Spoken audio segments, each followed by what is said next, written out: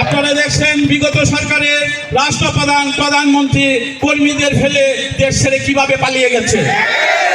কিন্তু খুরশিদ আলম যদি ইচ্ছে করত, নির্যাতন থেকে বাঁচতে চাইতো, সে বিদেশে গিয়ে আলিশান জীবন যাপন করতে পারত, সেই অর্থ প্রতিপত্তি তার ছিল। কিন্তু আজকে তারা চোখে দেখতে পাচ্ছে কি কারণে?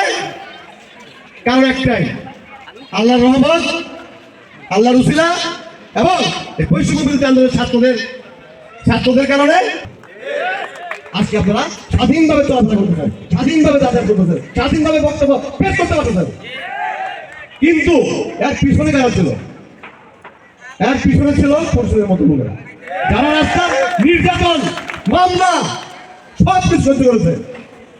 কানে শোনে না, সে আছে কানে শুনে। যে প্রতিবন্ধী ছিল, প্রতিবন্ধী মানে বোবা, ব্যালেন্স নেই, মানে সব অত্যাচার নির্যাতন দেখছে, বলতে পারে নাই, আজকে সে বলতে পারে।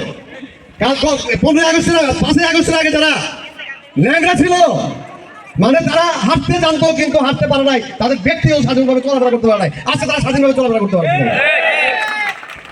যারা আগে কানা ছিল, কিন্তু বিগত 15 বছরে সিআরপি রোডটা একটা আন্তর্জাতিক মানের হসপিটাল, পুনর্বাসন কেন্দ্র আছে, যেটা আন্তর্জাতিক মানের হসপিটাল। এখানে বাংলাদেশের বিভিন্ন প্রান্ত থেকে রোগীরা সেবা নিতে আসে, চিকিৎসা নিতে আসে। কিন্তু সিআরপি রোডের যে অবস্থা, ড্রেনের ডিপ 1 ফিট ড্রেন দিয়ে তার পানি নিষ্কাশন হতে পারে না। দীর্ঘদিনেও সিআরপি রোডের কোনো সংস্কার হয় নাই। এবং এই দীর্ঘ পরিক্রমায় সাভার পৌরসভা একটি ডাম্পিং স্টেশন করতে পারে নাই। আমাদের বাড়িঘরের পাশে সুইপাররা আসে না, দুর্গন্ধ ছড়িয়ে যায়, মসজিদে মুসল্লিরা নামাজ পড়তে পারে না। তো একটা ডাম্পিং স্টেশন করতে পারে নাই বিগত দিনে। তা আমার দৃঢ় বিশ্বাস, লায়ন খুরশিদ আলম বিগত দিনে কাউন্সিলর ছিলেন, শুধু তিনি একাই ছিলেন না, তার পরিবারের প্রতিটা সদস্য কাউন্সিলর ছিলেন।